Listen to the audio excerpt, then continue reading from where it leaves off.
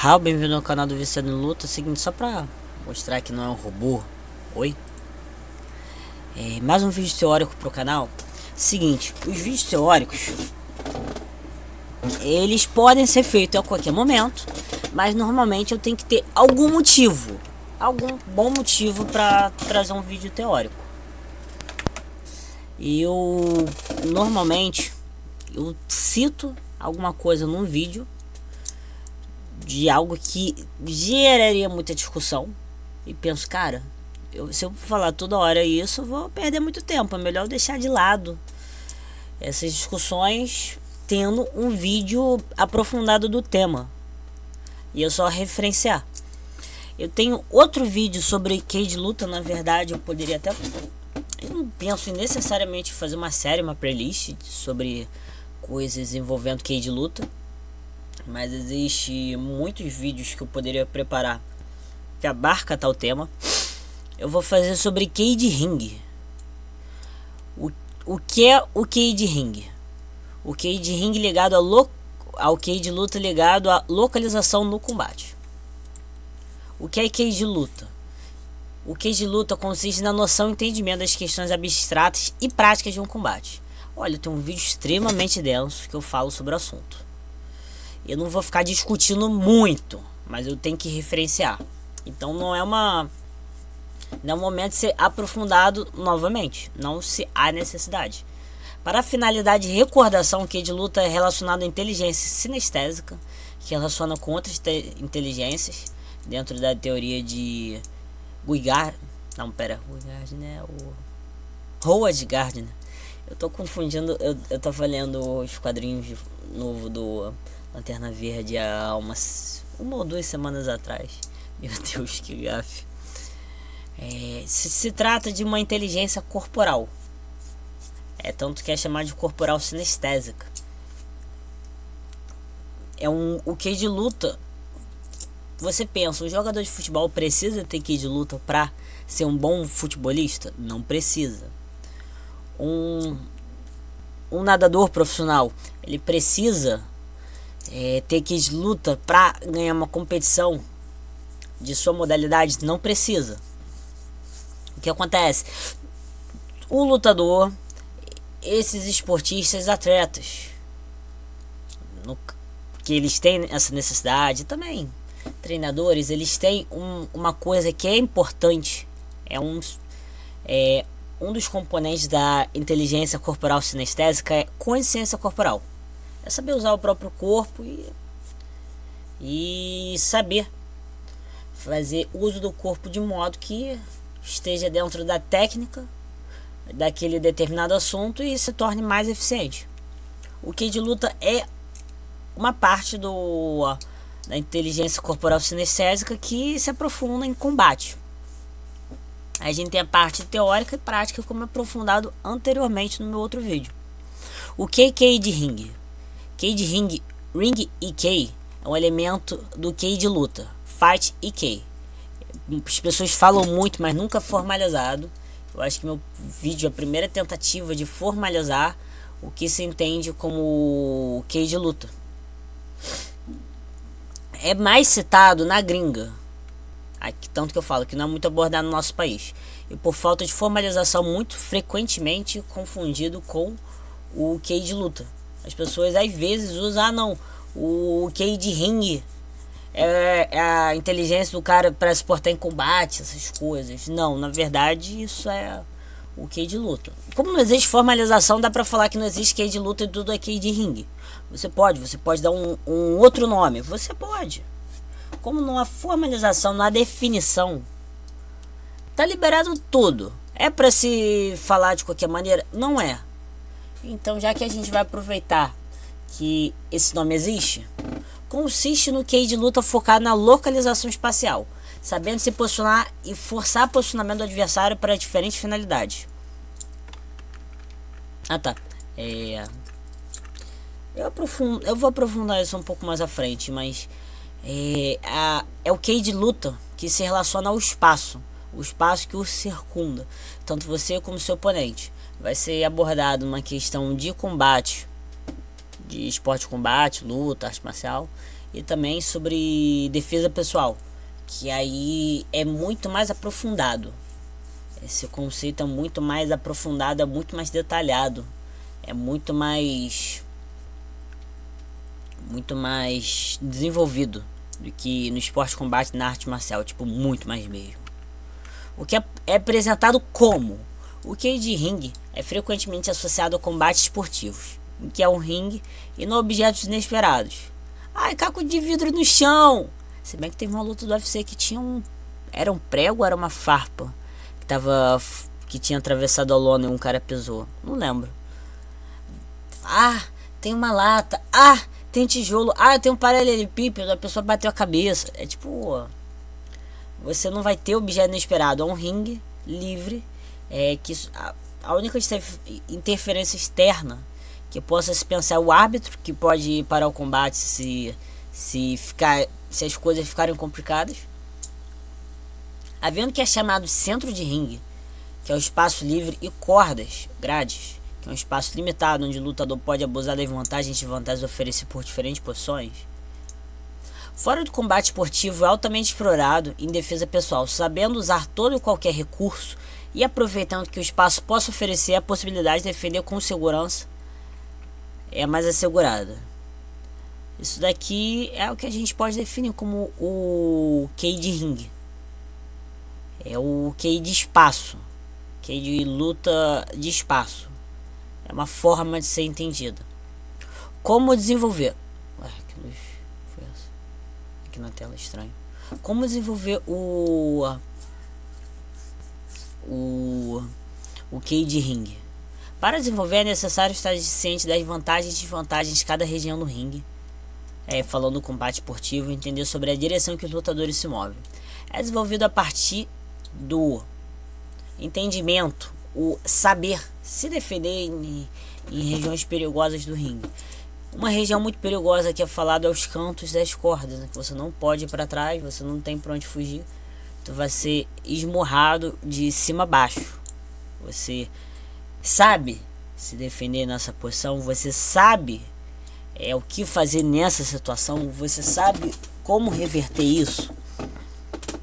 O pessoal não entende de tal forma, mas é muito perigoso também o centro do ringue para lutadores que saibam usar o centro do ringue melhor que você. O centro do ringue, você na teoria se move menos. Vamos falar, uma pessoa vai lhe circundar, você tem a pessoa vai se mover de modo que ela, por exemplo, ela esteja na posição original, se moveu, está a 30 graus, imaginando como se fosse uma circunferência entre a região que possa ser circundada ao redor de você, se moveu 30 graus. Olha, a pessoa teve que deslocar determinada distância, você literalmente só ajeita os pés, direita postura, você já gerou aquele determinado ângulo. Se a pessoa é melhor que você nisso, ela vai colocar nas cordas.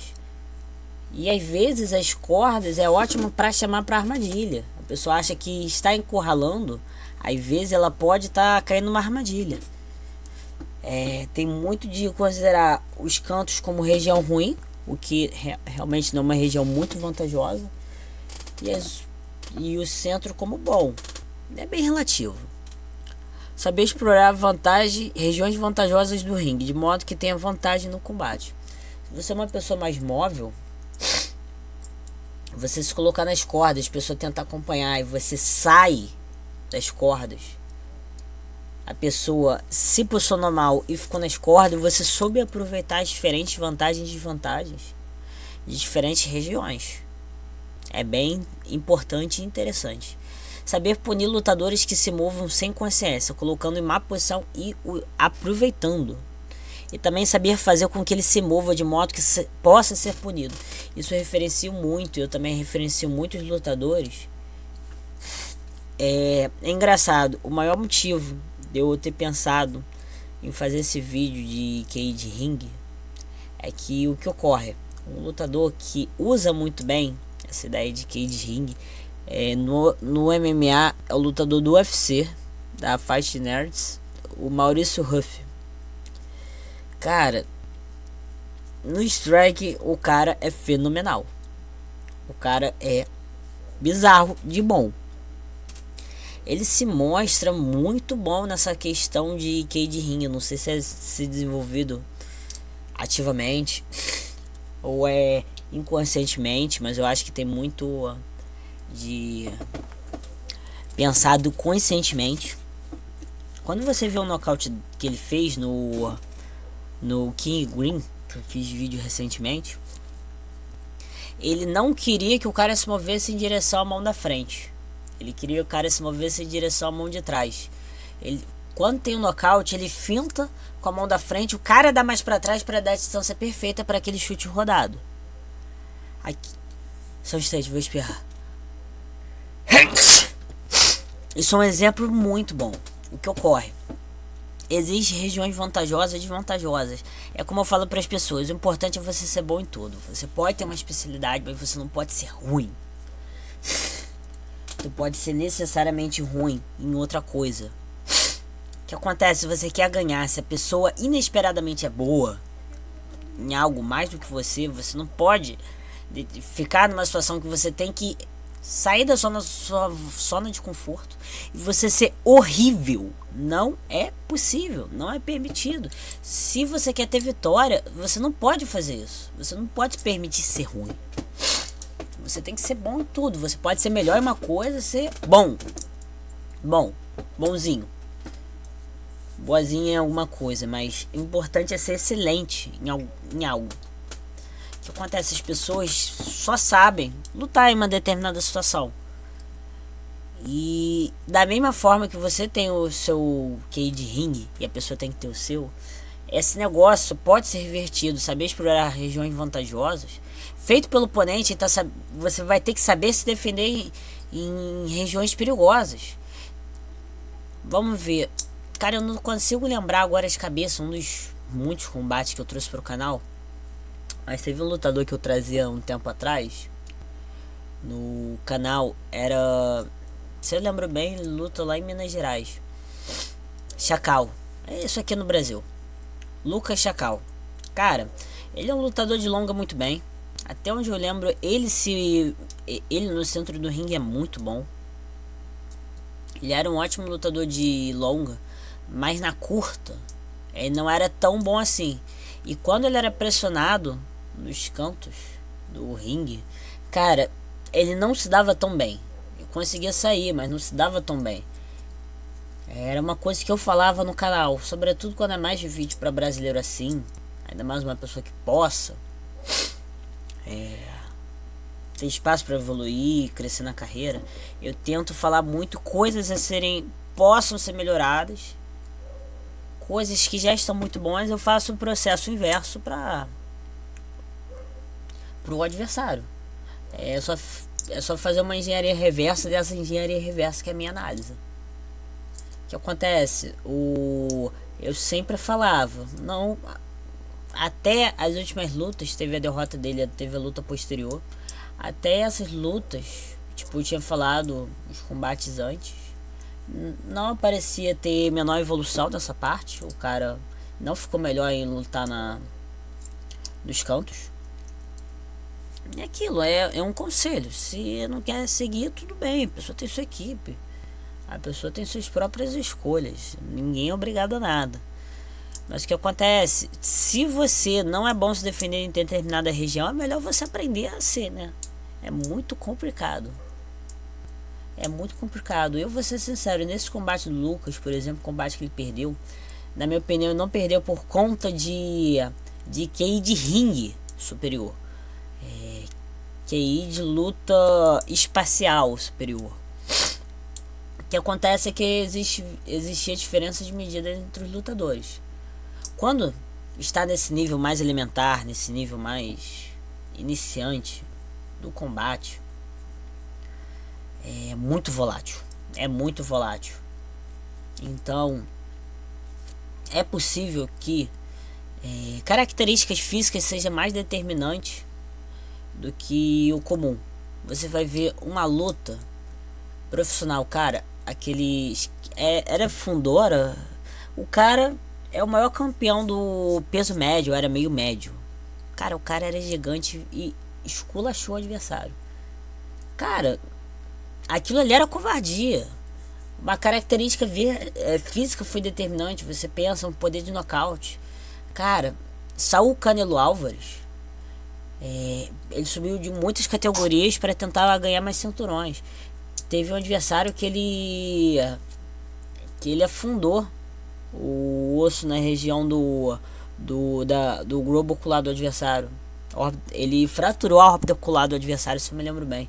Fisicamente forte pra dedéu. A fisicalidade, as características físicas foram determinantes para esse combate. Mas você pega outras lutas em que a diferença aqui de luta, a diferença técnica, tu vai ver botes olímpicos, tu vai ver algumas lutas. Cara, eu não vou... vão jogar pedras em mim se eu falar desses combates, mas vamos pegar... Não vamos pensar em vitórias e derrotas de brasileiros. Cara, vai ter vezes que a gente vai ver que um adversário foi pra escolinha, de mãos dadas, sofreu masterclass pro adversário. Aquilo é diferença técnica, aquilo não é diferença de fisicalidade. Eu tô pensando muito no peso mosca masculino e feminino. Não existe muita diferença de um corpo pro outro. Aquilo é habilidade, aquilo é diferença de nível. Nesse combate desse rapaz que eu tô falando, teria ajudado a ter desenvolvido mais essas deficiências em relação a aproveitar o espacial. Mas tá tudo bem. Isso daí é só para vocês verem a importância. Aqui, em contexto de defesa pessoal, é necessário entender o que o espaço à sua volta pode colaborar para a sua defesa. Deverá ser treinado e desenvolvido. Saber quais espaços é melhor para combater uma pessoa ou mais. Olha, você não vai querer enfrentar 4, 5 pessoas covardes no espaço aberto, por exemplo. No espaço aberto, qualquer um pode atacar pelas suas costas, por exemplo. É muito complicado. Você quer um afunilamento. Você quer um lugar mais estreito que as pessoas não possam te atacar por todos os lados. Você lutar contra uma parede, lutar contra a parede é complicado. Você leva uma porrada, sua cabeça bate na parede, é complicado, mas é uma possibilidade. Entre paredes, você está 90 graus, no ângulo de 90 graus da parede, você afunilou mais. Isso é bom. Isso é bom, ainda entra o risco de bater a cabeça. Você luta num corredor estreito. Luta não, seria uma briga, né? Você briga num corredor estreito que só passa uma, quiçá 2 pessoas por vez. É bom, é bom. Olha, você ter um espaço aberto para enfrentar uma pessoa é bom também. Um espaço estreito, nem tanto. É muito relativo. Se você não tá no espaço mais apropriado para enfrentar uma certa situação, então eu aconselho você treinar para naquela situação você saber virar o melhor possível. É uma situação que não é muito favorável tu ser um craque, especialista nela. Existe muito treinadora bons, muito bons em defesa pessoal. Cara, o pessoal pega umas situações e traz umas respostas. Tem uma metodologia tão diferenciada que, cara, é uma situação que tu pensa que é horrível. O cara fala, não, ruim? Ruim vai ser pro adversário. Ruim vai ser pro seu oponente, seu inimigo. Ruim. Cara, pra quem esteja assistindo o canal, defesa pessoal é uma coisa extremamente importante. É extremamente importante. Eu diria que é horrível você não saber se defender em um certo espaço. Você não saber, agora você saber um pouco já é melhor que saber nada. Você não precisa ser excepcional, mas se você sabe o que fazer, o que pode ser feito naquele espaço, tá ótimo, tá? Defesa pessoal é uma coisa que as pessoas têm que treinar, desenvolver, porque é questão de segurança, questão de bem-estar. A segurança da sua família, a sua própria segurança, segurança das pessoas que seja importante para você. Se você saber se defender e saber aproveitar o espaço para se defender, é melhor. Agora voltando, terminando essa parte de conscientização, saber qual espaço oferece maior dificuldade para certos golpes e formas de combate e uso de armas. Eu falei de espaço estreito para combate contra certos números de pessoas. Você ter uma arma, um bastão, um ferro grande. Normalmente as pessoas balançam muito, muito. Um espaço livre você tem toda a liberdade, tem todo o espaço para desenvolver um golpe muito, muito perigoso. Se você faz num espaço estreito, você já não aproveita tanto. Aí vou falar armas menores, espaços estreitos já se destacam mais. Então você saber se o adversário inimigo, agressor, estiver portando uma certa arma, em que espaço você gostaria, se caso seja possível, levar para anular ou diminuir o perigo oferecido por tal arma. Vamos falar, você... E não é exatamente aconselhado, mas se tivesse um espaço aberto, que a pessoa tivesse uma faca... Olha, espaço aberto é ótimo para fugir. Não é bom você dar costas para uma pessoa com faca, mas vocês entenderam, sabe? Também saber qual certas formas de combate. Olha, vai ter um exemplo bom, que vamos falar, uma forma de combater é levar para o chão, é forçar um jiu-jitsu, é mostrar seu grappling, sua luta agarrada. Se tiver caco de vidro no chão, eu não aconselho muito você ir pro chão e levar a pessoa pro chão, sabe? Ainda mais se você não tiver com uma roupa, tipo uma calça jeans que é mais áspera, é um tecido mais firme. Então é melhor para lidar com caco de vidro, por exemplo. Pô, é uma briga, a pessoa tá sem camisa, por exemplo, vai tentar ou vai levar uma pessoa pro chão e se corta com o vidro, é meio complicado. Um espaço que está oferecendo uma situação adversa para uma forma de combate. Vamos falar, um espaço muito pequeno, uma pessoa alta, não já vai conseguir desempenhar o que a gente tem como strike muito bem. Você pensar que diferentes espaços podem atrapalhar ou beneficiar certa forma de combater e certos usos de arma.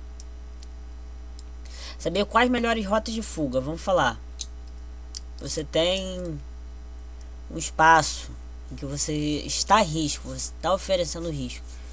Você ter umas rotas de fuga, identificar as rotas de fuga é bom, é muito bom. Você saber se encontrar um espaço para colaborar a sua defesa. O que eu apontei, qual espaço é melhor para combater uma ou mais pessoas. Entra nessa questão de um espaço que possa colaborar com sua defesa. Vai atrapalhar com que a pessoa dê um soco, por exemplo. Você está muito próximo à sua esquerda de uma parede, o que seria para o adversário equivalente à direita. A pessoa já não vai conseguir fazer um chute rodado, um soco aberto por esse lado direito.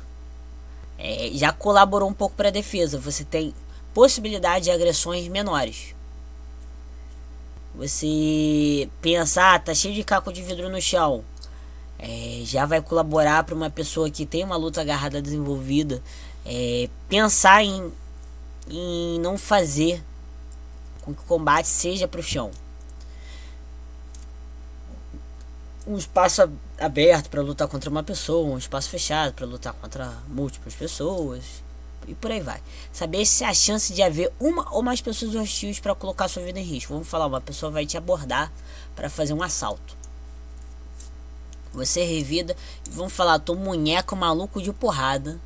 Aí quando você é esfaqueado pelas suas costas, ou repentinamente você recebe uma paulada, ou um cara pula em cima de você pelas suas costas. Você saber identificar se há chance e também se há um maior número de agressores do que parece ser é bem importante. Saber se há algo de errado em local. Está no lugar errado e na hora errada. Tu pensa, pô, não tem uma alma viva, tá cheio de sombra e eu acho que eu vi um vulto ali. Será que há chance de ser uma pessoa que vai colocar minha vida em risco? Aquele espaço é muito vazio em determinado horário. Tem outra rota, eu tenho que ir por ali, eu tenho a necessidade de ir por ali. Nem sabia que há certos locais que são mais arriscados. A primeira linha de defesa pessoal é preventiva.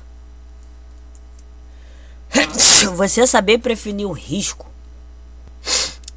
sobretudo espacialmente, é bom. Às vezes é inevitável existir aquele problema. Não vou entrar no mérito, mas, por exemplo, se você tem um espaço que você vê que tu vai ser encurralado e agredido, se tu consegue ir para outro em que oferece alguma vantagem, bom, né? Olha, saber usar seu ambiente a seu favor e usar o que for como arma. Existe um banco e você consegue fazer com que a pessoa se dirija a você. Você consegue pular aquele banco, a pessoa tropece. É um exemplo bem besta. É uma possibilidade. Você tem uma garrafa, tu usa ela para se defender. Você encontra um pedaço de ferro. Tem uma parede, você faz com que a pessoa se machuque ou pela parede, etc. Tava lembrando, quando eu tava produzindo, saber quais passos oferecem uma maior dificuldade para acertos e golpes de forma de combate e uso de armas. Eu não tô pensando só. Eu, quando eu fico pensando no caso hipotético, penso muito numa região planificada. Eu não falo que é bonitinha, sem buracos e tal, mas pensando que haja buraco. Ter um buraco, você ter consciência daquele buraco ali pode ser bom. Se tu fazer a pessoa tropeçar ali é ótimo. Mas também pensar numa tridimensionalidade, não planificado, mas a níveis, a um desnível, um lugar mais baixo, outro mais alto. Ter uma escada, por exemplo, você entender o que há de vantagem naquele espaço ali é bem importante. É muito importante. Sun Tzu falando sobre... como é que era? Espaço. Cara, eu gosto muito da arte da guerra. Eu devia ter pego. Eu juro que eu devia ter pego. Eu fiquei pensando muito na arte da guerra quando elaborei. Só que eu tive que voar pro trabalho. O conhecimento do terreno. Sun Tzu enfatiza nesse... Eu tô pegando aqui a IA do Google.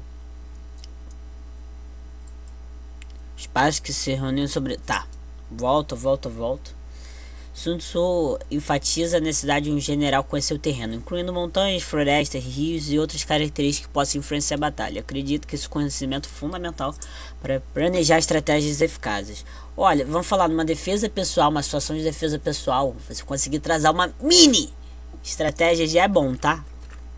Vantagens do espaço. Sun Tzu defende que um general deve aproveitar as vantagens do seu espaço em seu favor. Por exemplo, pode escolher um terreno que favoreça o ataque, que impeça o inimigo de se mover livremente ou que forneça uma posição defensiva forte. Ato de atacar em espaços abertos. Atacar em espaços abertos onde o inimigo não tem defesa forte pode ser uma estratégia eficaz, especialmente se o general consegue criar uma situação em que o inimigo se disperse, segundo sei lá o que é essa referência. Desvantagem do espaço. Ele também enfatiza que deve reconhecer as desvantagens do espaço, como terrenos podem dificultar a movimentação de tropas ou podem oferecer abrigo para o inimigo. Adaptação às circunstâncias. O general hábil deve ser capaz de adaptar a estratégia ao espaço, ajustando circunstâncias e características do terreno. A importância da disciplina. Também enfatiza a importância da disciplina das tropas. Deve ser mantido em mesmo espaço aberto onde há o risco de deserção ou desordem. Exploração do terreno, capaz de explorar e utilizar o terreno de forma estratégica, um dos principais fatores para o sucesso de um combate. De acordo com o texto da JFBB. Depois eu vou ver essas referências aqui que estão nessa resposta da IA, podem conter erro. Eu gostei particularmente. Sobretudo aquela história de espaço alto, espaço baixo. Foi muito quando eu estava pensando. Seguinte, uma coisa que faltou quando se trata do QI de ringue. Elementos. Quadrado. E de acho.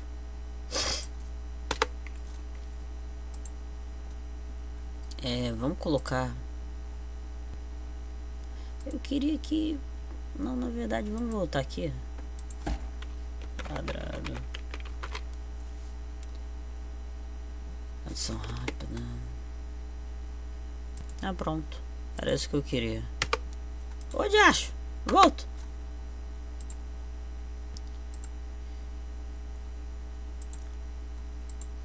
A gente tem um quadrado. Eu vou pegar o octógono.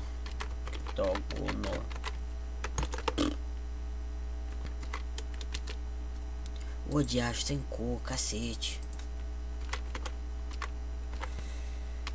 Cara, o Canva aproveita pra me humilhar no meu próprio vídeo, cara. Que horror. Kill me softly with this song. Kill me softly. O diacho. A gente tem aqui. Vamos pensar. Ponto.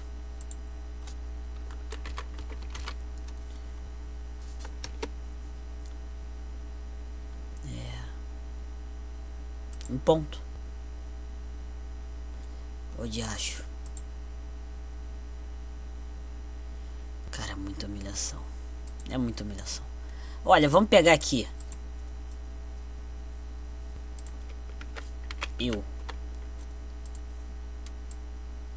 Eu tô no centro do ringue. No centro do ringue, eu tenho muita liberdade de me mover para a região que eu quero.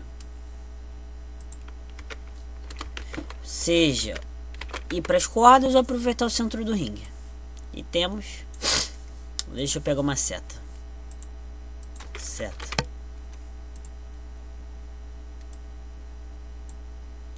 E eu tô aqui. Você tá aí. Você se move para as cordas. As cordas é uma posição boa? Depende. O que acontece? Eu na posição de centro de ringue. Não, deixa eu mudar. Centro. Cantos. A pessoa no centro do ringue, ela, pra mudar o ângulo, ela precisa de menor esforço. Vou falar, o adversário, ele vai se mover pra cá. Aí ele se moveu determinado ângulo. A pessoa que está no centro do ringue só teve que fazer isso. O pessoal do canto se deslocou isso daqui. É muito mais necessidade das pessoas que estão na posição de estar nas cordas se mover. Há uma necessidade de se mover mais. Para uma pessoa que gosta de exercer seu footwork, é bom. Vamos falar, um lutador de longa que gosta de se mover bastante, é bom em determinados momentos ele se colocar em posição de cordas, de canto de ringue. Não necessariamente ir, mas é a pessoa que não quer ficar no centro do ringue. A pessoa quer fazer isso, ó. A pessoa quer ficar se movendo. No caso, essa pessoa do canto é hiperativa. A pessoa quer se mover, fica numa boa situação se ela saber se posicionar e não se arriscar. A pessoa do centro é uma pessoa que vai querer pressionar. A pessoa vai querer vir pra cá, ó. Vai querer colocar a pessoa nas cordas. Ainda tem uma dinâmica de centro. Centro é a pessoa que pressiona e o pessoa do canto é a pessoa que é pressionada. A pessoa pressionada não necessariamente deve sofrer a pressão. Ela pode se mover ou ela pode reverter essa situação. Nada impede. É uma dinâmica que é muito fluida. Um lutador de canto pode se tornar um lutador de centro, de ringue, numa situação que ele reverta a situação, mas não trazendo isso daqui no momento. O centro oferece essa vantagem de ser bom para pressionar, de prezar o menor esforço. Olha, você vai ter que seguir o oponente, você vai prezar se mover, mas fazer movimentação angular, vai ser menor esforço comparado ao adversário. O que acontece? A gente tem 3 posições que a gente possa falar assim espacialmente. Não vou nem falar em relação à distância das cordas. Existe o centro, que é o centro do ringue. Você tem essa liberdade, você tem esse espaço aberto, você pode usar seu espaço. Você tem o próximo das cordas, você está próximo das cordas, e tem você estar nas cordas.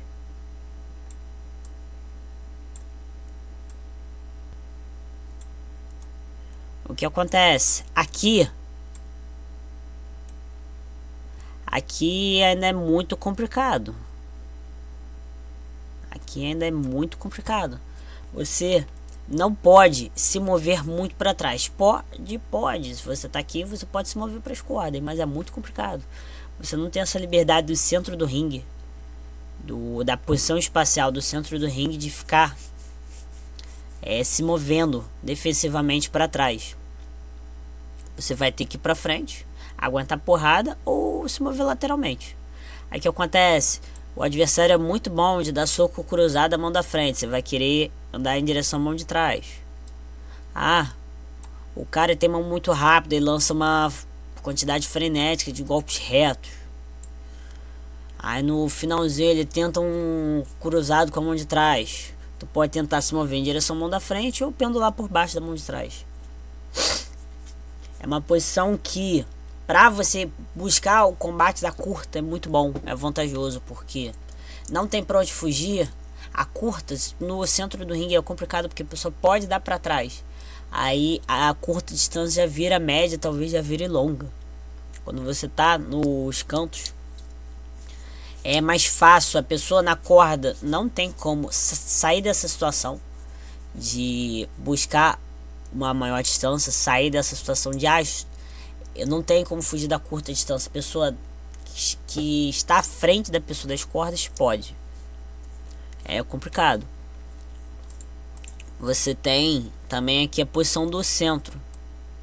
Aqui compartilha dessa dinâmica, só que as cordas são flexíveis, elásticas. O canto é extremamente duro e o ângulo para sair é menor. É mais complicado. O que acontece? Eu acho que uma habilidade que é muito interessante de ser desenvolvida, muito complicada, mas eu acho que é bom para sobreviver, você saber se defender bem aqui. Isso foi até uma sugestão que eu tinha feito lá pro Chacal. O que acontece? Você treinar situações que você fique no canto, para você saber o que fazer. Se você não é muito bom, pelo menos você saber sobreviver para sair. É uma habilidade interessante. Aqui agora pensando no octógono. No caso MMA. Relativo a striking, compartilha da mesma dinâmica. A lógica se aplica. Ué, o que eu fico com quadrado? Na verdade, vamos aumentar essa bagaça.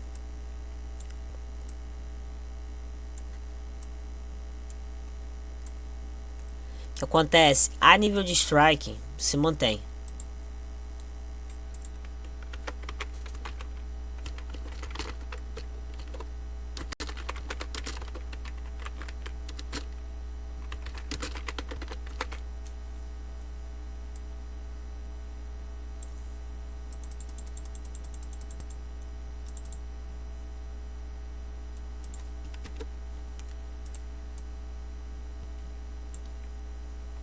Agora, pensando,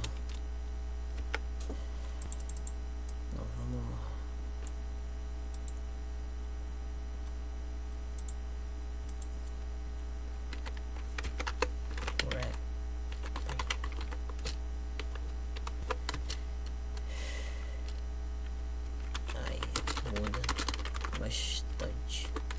O que acontece? O grappling e o wrestling há muita mudança. É sério. que acontece? Antigamente, o pessoal não sabia lutar nas grades. Quando o pessoal só tinha ringue, e é muito difícil fazer rapping, wrestling nos cantos das cordas, você pode ser jogado para fora. O wrestling dá para entender muito essa lógica. O rapping vai ser focado em ser no centro. Quando fez a transição para o octógono, era muito complicado ainda. Era muito difícil você ter todo um estudo, toda uma dinâmica, toda uma metodologia, uma abordagem para lutar fora do centro do ringue. Então, inicialmente, na época do Vale Tudo, o pessoal não sabia lutar nos cantos relativo a grappling e wrestling. Não sabia. O pessoal tentava levar para cá. O pessoal não sabia fazer o uso. O que acontece? Quando você tem um espaço mais aberto, pensando em grappling e wrestling, quando você já tem a luta no chão, mas tem mais espaço. Eu acredito que para raspagem, você mudar de posição seja interessante. Eu não tenho esse nível de compreensão, estudo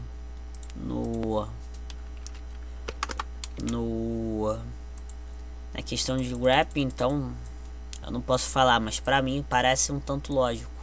Aqui é 50. Agora, hoje em dia é diferente. O que acontece? Os cantos tem essa dinâmica de você não tem para onde fugir. Então é uma posição muito boa para fazer o wrestling, para dominar e tu forçar o cara a uma má posição. Tanto que isso é muito usado pelos lutadores russos, Cáucaso, pessoal do Taquistão, pessoal muito referenciado nisso. Pessoal ser muito bom de lutar no canto do ringue, porque o que acontece? É um espaço que é muito bom para você se defender do wrestling. Agora o que acontece?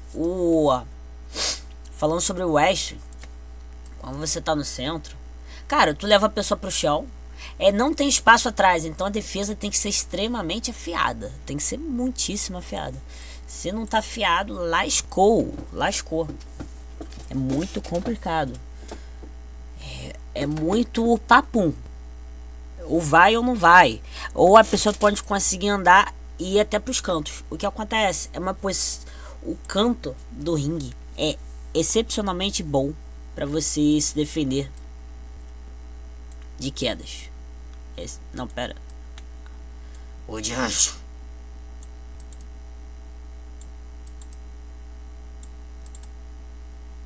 Reajustar as coisas aqui. É muito bom para defender de quedas. Então você pressionando, forçando a pessoa a defender, você está se dando bem. O que acontece? A pessoa está tentando se defender, você está pressionando, você está na visão dos juízes, você está vencendo, né? Você está dominando aquela situação. Uma situação excepcionalmente muito boa de manter. Aí o pessoal chama de amarrar porque você não... É uma situação que você está pressionando, mas é muito fácil ser defendido. Mas a pessoa não consegue reverter, porque é uma situação que não tem essa fluidez. Então você está numa situação que você está bem, você congela aquele cenário por, vamos falar, 3, 4 minutos.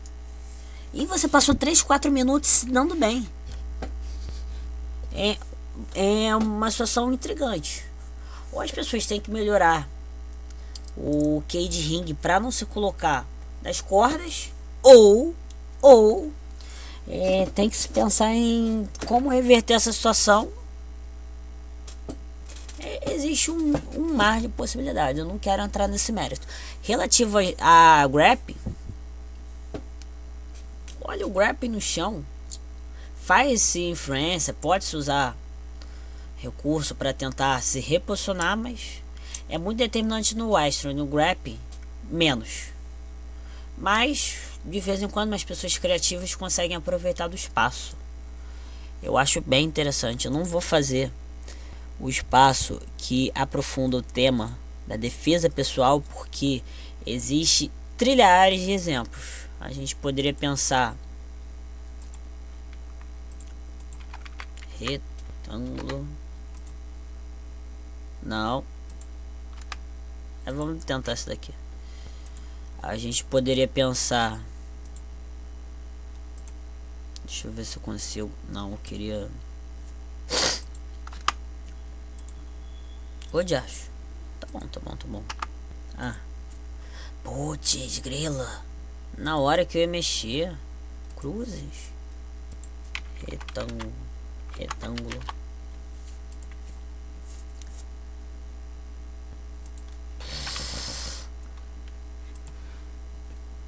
Ah, tá. Retângulo. Aqui. Vou colocar a cor preta, que vai ajudar. O diacho. Cara, eu odeio isso daqui. Eu quero que possa ser manipulado.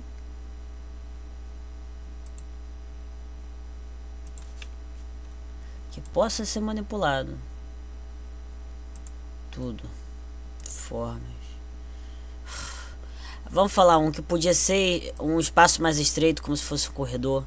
Um espaço aberto, um espaço circular, um espaço em formato de octógono. Uma desnível. Você pensar num espaço que seja mais alto. Daqui a pouco você tem um espaço que seja menor. O que isso possa mudar no combate. A riqueza de possibilidades é infinitamente maior. Então é impossível trazer tudo. Bem, foi isso, gente. Eu vou ativar aqui a tela cheia. Espero que vocês tenham gostado. Esse é um vídeo que eu já podia ter feito no passado, mas é como eu falo, eu não encontro motivo para abordar um assunto se eu não trazer nos meus vídeos. É uma falha minha, mas é uma forma que eu trabalho. Como assuntos que não são tão recorrentes e não tão importantes, ao meu ver, eu evito, porque o que acontece? Meu canal é um canal de análise. Eu analiso combates. É um canal que também traz a teoria do combate também. Mas eu gosto muito de ser reconhecido e trabalhar com análise de combate, pra gente fazer estudo de caso, pra entender algumas coisas melhor. Quando eu fico focando muito em teoria, eu sinto, não necessariamente, mas eu sinto que eu perco muito esse ar de sou o analista, um analista de combate. É um pouco falho, eu podia fazer uma série de vídeos teóricos, mas não é dessa forma. Se eu conseguisse ter uma agenda mais livre para fazer vídeo, sério, gente, só para vocês terem noção, eu me atrasei 1 hora, porque eu não sabia que acontece, explicando quando eu tava produzindo. Eu ia render o turno de uma pessoa lá do trabalho. Aí tem um carro aqui, só que não estava disponível no momento. Só que eu descobri que o carro já estava disponível, só que eu não notei. Eu me atrasei 1 hora. Foi o tempo que eu comecei a produzir esse material.